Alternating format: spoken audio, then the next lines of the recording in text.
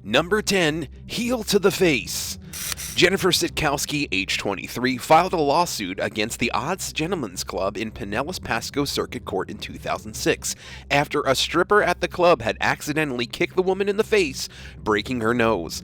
The stripper had allegedly been spinning around the pole when the end of her high-heeled shoe made contact with Sitkowski's face. The woman's attorney, Mark H. Wright, said that his client will need plastic surgery in order to reverse the damage that was done that night at the club. Sitkowski fought for more than $15,000 in damages from the responsible party. She claims to have been walking by a side stage when out of nowhere, the dancer kicked her in the face. The club's owner, Paul Scagnelli, said that Sitkowski was a former performer at the Gentlemen's Club and arrived that night already drunk and then continued to consume multiple tequila shots before the incident took place. He claims that the woman actually hopped onto the stage while the dancer was performing her routine and had laid on her back underneath the dancer. He said Sitkowski's injuries are her own fault. He added it would be virtually impossible for anyone to be struck just walking by the stage unless the entertainer was 17 feet tall, and the laws of physics still apply to a strip club. Sitkowski reportedly stayed in the club for another 90 minutes and continued to drink after she had been kicked in the face. Club staff were apologetic for the incident, but in no way accepted responsibility for the injury.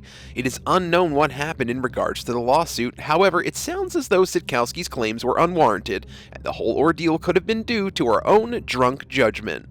Number 9. Taboo shooting.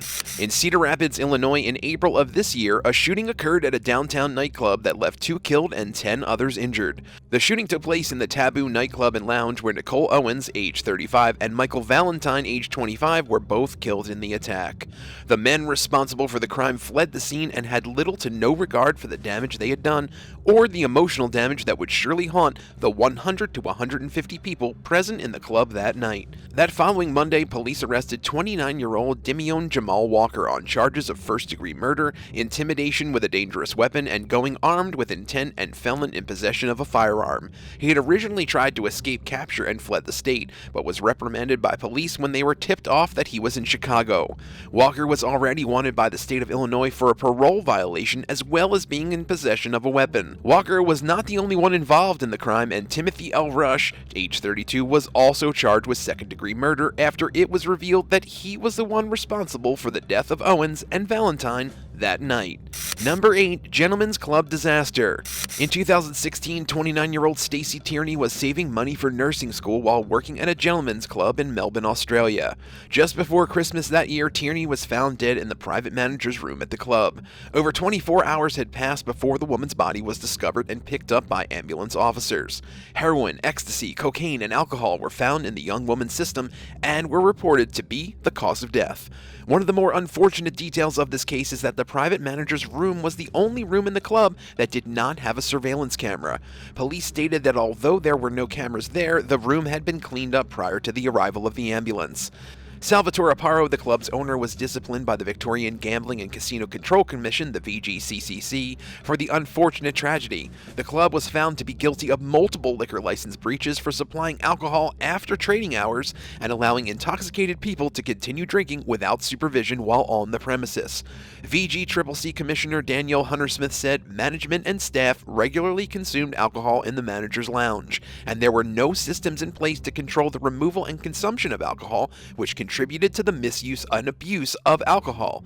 Aparo claimed that he was a, quote, hands-off operator and left the day-to-day operations to the club staff. Aparo's company, Management Enterprises PD Limited, was given 3 months to pay a fine of $28,000 in relation to the tragic death of Stacey Tierney. Stephen Kirikow, the general manager of the club, and Thomas Mesfoon, the recruitment coordinator, were both given 1-year suspensions from any involvement in the management of any licensed premises, while the club's duty manager, Giuseppe Krupi, was disqualified for 3 months. Number 7. Monster Truck Tragedy.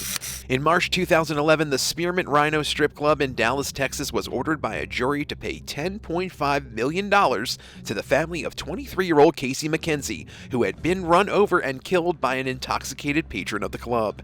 Eric Crutchfield, age 27, is the man who ran over the girl in his monster truck and is responsible for her death. The family of the girl had supposedly filed a civil suit against the club as they claimed that they had overserved Crutchfield and allowed him to leave the premises with his car keys in hand. Onlookers had to stop the man's vehicle from leaving the scene until police arrived. Crutchfield claimed he was unaware that he had hit anyone and did not feel the impact of her body being crushed underneath the wheels of his modified Ford F-250 pickup truck. It was determined that the club was responsible for 70% of the blame for the death of the young girl by the jury on the case. Crutchfield's blood alcohol content was found to be more than double the legal limit at the time he left the strip club, and Spearmint Rhino was therefore ordered to pay 70% of total damages, while Crutchfield was ordered to pay the rest. The man is now serving a 9-year prison sentence for manslaughter.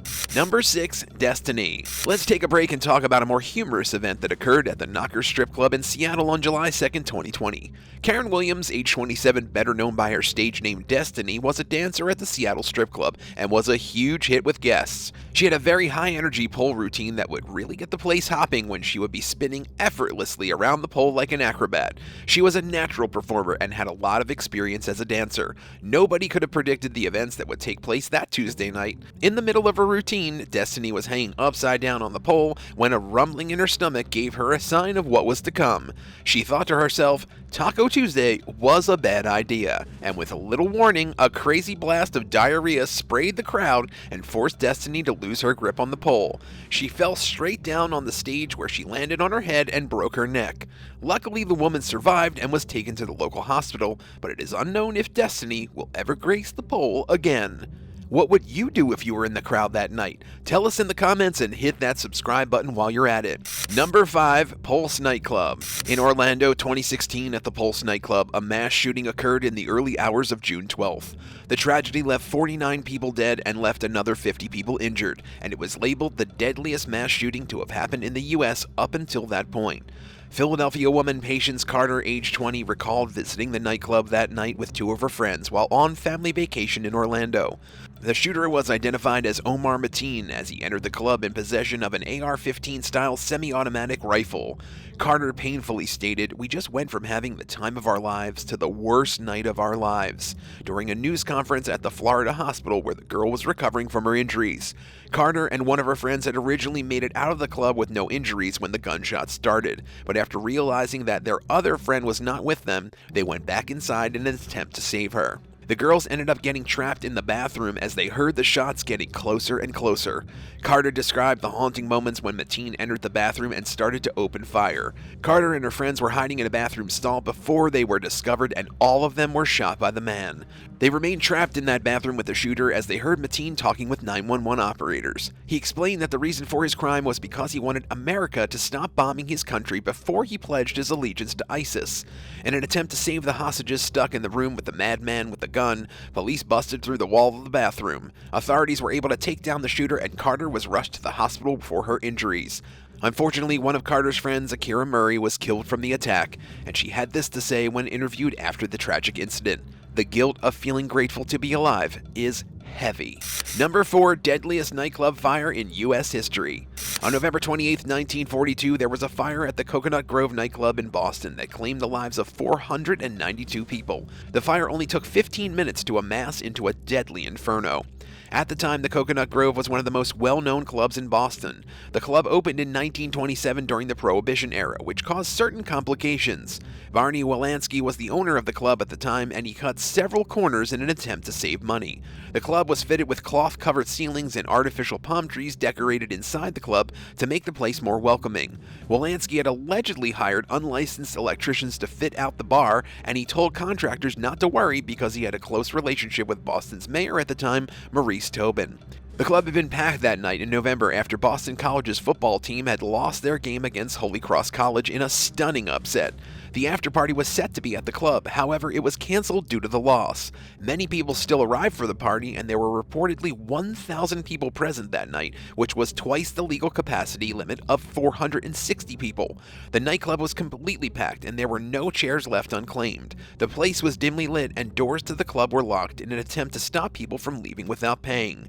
It was around 10 p.m. when the fire started. 16-year-old busboy Stanley Tomaszewski bore most of the blame for the fire. He was trying to find a light bulb in the dark, so he lit a match. He thought he had put the match out, but one of the artificial palm trees sparked up and fire quickly spread. The fire traveled from the palm trees to the cloth-covered ceiling, which only took about 2 to 4 minutes before becoming completely engulfed in flames.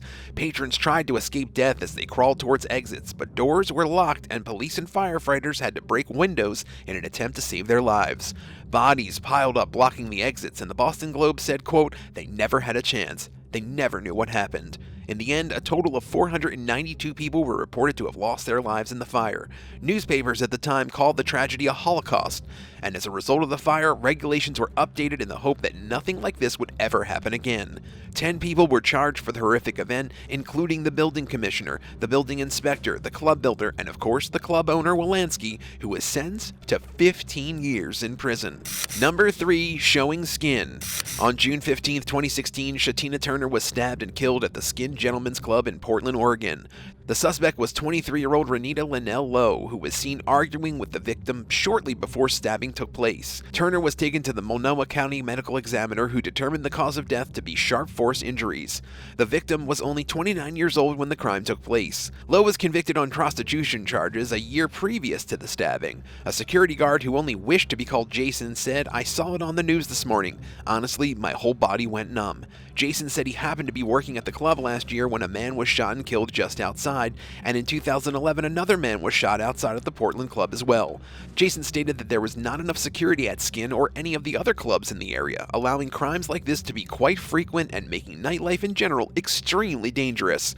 As a result of the crime, Lowe was faced with murder charges as well as 2 counts of unlawful use of a weapon. If you are a frequent visitor at nightclubs, be safe out there. Number 2, life of the party. In November 1996, at a bar called the She Club in Liverpool, England, aspiring model Nelson Asu was tricked and killed by 2 straight men who were pretending to be gay to earn the young man's trust. Asu had apparently invited the men back to his flat, and it was then that the men revealed themselves to be thieves and threatened him with a knife. They pushed Asu to the ground and tied him up. Before leaving the flat, the men covered his face with a red cloth and locked him in a trunk with no room for him to move. It wasn't until that following Monday that he was found asphyxiated and had died choking on his own vomit. He was discovered by his mother and sister, Victoria Asu, who had gained access to his flat after nobody had heard from him or seen him for days. The day after his body was found, Carl Alker and John Alexander were apprehended by police and later charged with manslaughter and sentenced to life in prison for the crime. Judge Sedley, who presided over the case, told the murderers, "This was a crime of barbaric cruelty. Anyone who has followed the trial realizes the dreadful death you left him to die." The tragic death of the young model devastated the family, and it was just the beginning of these types of crimes in England. This year would be Asu's 50th birthday, and his sister plans to remember her brother by releasing lanterns at his grave in St. Agnes's Church in Aigburth. She said this when interviewed, "So many incidents have happened in Liverpool since. Lots of people have gotten beaten up for their sexuality in the city, and it's totally wrong. People should be able to live how they live. Nelson should have been able to live how he wanted." Number 1, masked men. In November 2021, 24-year-old Instagram model Christy Giles and her 26-year-old friend Hilda Marcella Cabrales Erzola went out partying at an LA nightclub, something they had done many times before. However, this night would end with the 2 girls overdosing on drugs and then being dumped at separate hospitals by masked men. These men had reportedly taken their time to remove their license plates from their car in an attempt to hide their identities. When the girls arrived at the hospital, they were unresponsive and in rough shape. The toxicology screening showed both girls had fentanyl, cocaine, MDMA, and GHB, also known as the date rape drug, in their systems. Giles reportedly died that same day from the drug overdose, and Arzola died almost 2 weeks later on November 24th. 3 men were arrested in connection with the crime: David Brian Pierce, Michael Ansbach, and Brant Walter Osborne. Giles' husband Jan Sillers said that other people at the nightclub that evening remember the men claiming to work for the EDM group Rufus de Sol, which could explain how the girls ended up with them that night. Pierce was charged with murder and for sale and transport of controlled substances, while Brant was later charged with 2 counts of accessory for the crime. Michael Ansbach was the last to be caught and was arrested that year in December. Thanks for watching. What's the craziest thing that's happened to you in a nightclub? Tell us in the comments below, and don't forget to subscribe. See you next time on The Bad Badger.